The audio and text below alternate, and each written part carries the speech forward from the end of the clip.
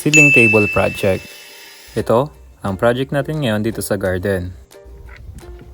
Pero bago tayo magpatuloy, ito yung estado ng seedling table namin na made of kawayan lang. Sobrang luma na at mukhang babagsak na yata. Ang problema, kinain na ng anay. Sakit talaga sa ulo. Halos wala nang pundasyon sa ilalim mga farmers. Kaya need na talaga natin itong palitan. So matagal din yung inabot nung lamesa na to. Almost 1.5 year. So napakinabangan din natin siya ng matagal. Pero ngayon time na para palitan natin ito ng bago. Inuna kong tanggalin yung mga bamboo slats.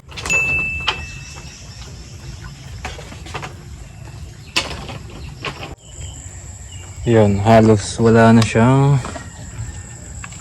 pundasyon sa ilalim kasi kinain ng mga anay.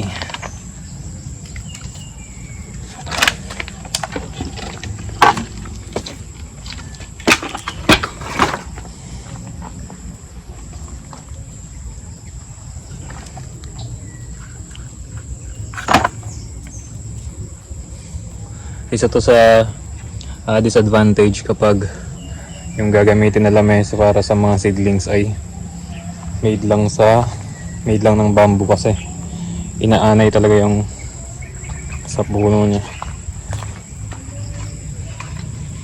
Tulad nito. Sunod naman ay isa-isa kong pinag-disassemble yung mga poste. Grabe, sa lagay na to talagang babagsak na yung seedling table natin.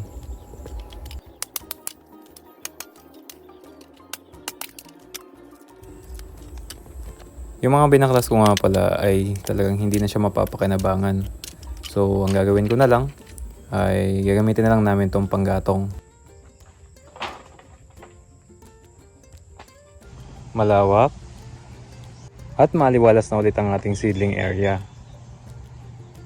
Matapos na nating tanggalin yung mga kalat at yung mga kawayan dito sa loob ng ating seedling area. So ang next nating gagawin ay ilalagay na natin yung panibago nating lamesa na made of steel. Yung gagamitin natin doon ng materials ay steel matting. At yung mga poste nun ay bakal na din yung gagamitin natin. So sana dumating na maaga yung nakuha nating welder.